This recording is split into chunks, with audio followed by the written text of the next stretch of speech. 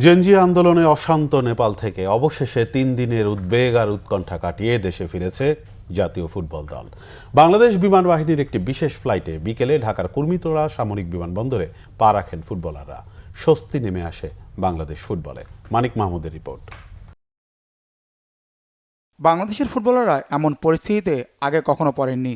Asian cup বাছাইয়ে হংকংয়ের বিপক্ষে home and away ম্যাচের প্রস্তুতিতে নেপালে দুইটি ফিফা প্রীতি ম্যাচ খেলতে গত ৩ সেপ্টেম্বর কাঠমান্ডু যায় বাংলাদেশ দল। ৬ সেপ্টেম্বর খেলে প্রথম ম্যাচ গোলশূন্য ড্র হয় ম্যাচটি। ৯ সেপ্টেম্বর পরের ম্যাচের আগের দিন আন্দোলনে ভয়াবহ পরিস্থিতি সৃষ্টি হয়।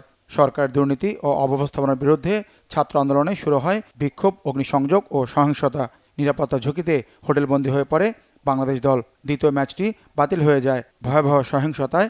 গত মঙ্গলবার নেপালের প্রধানমন্ত্রী কেপি শর্মা ওলি পদত্যাগ করেন। বন্ধ করে দেওয়া হয় ত্রিভুবন আন্তর্জাতিক বিমানবন্দর। এতে জামাল তবুদের দেশে ফেরাও আটকে যায়। টিম হোটেলে অনিশ্চয়তার মধ্যে কাটাতে হয় দিন।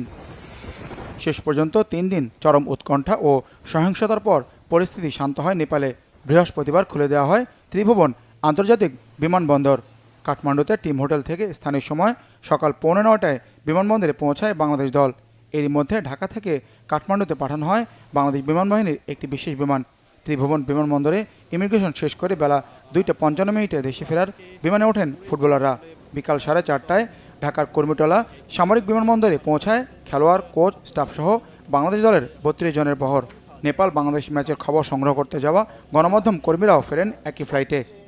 আমাদের ডিপ্লোম্যাটিক চ্যানেলে যখন আমাদের এয়ার স্পেসগুলো খুলে দিয়েছে, নেপালে যখন সিভিল অথরিটি নেপাল যখন এয়ারপোর্টটাকে সেফ ল্যান্ডিংয়ের জন্য ঠিক করতে পেরেছে, অ্যান্ড খুব অল্প সময় আমাদের প্লেয়ারদেরকে এবং মিডিয়া অফিসারদেরকে কিন্তু ফেরত দিয়ে এসেছিল।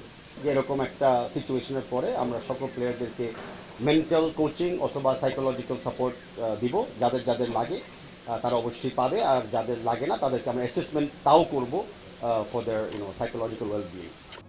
আগামী 9 অক্টোবর ঢাকায় এশিয়ান কাপ বাছাইয়ে হংকংয়ের বিপক্ষে হোম ম্যাচ খেলবে বাংলাদেশ।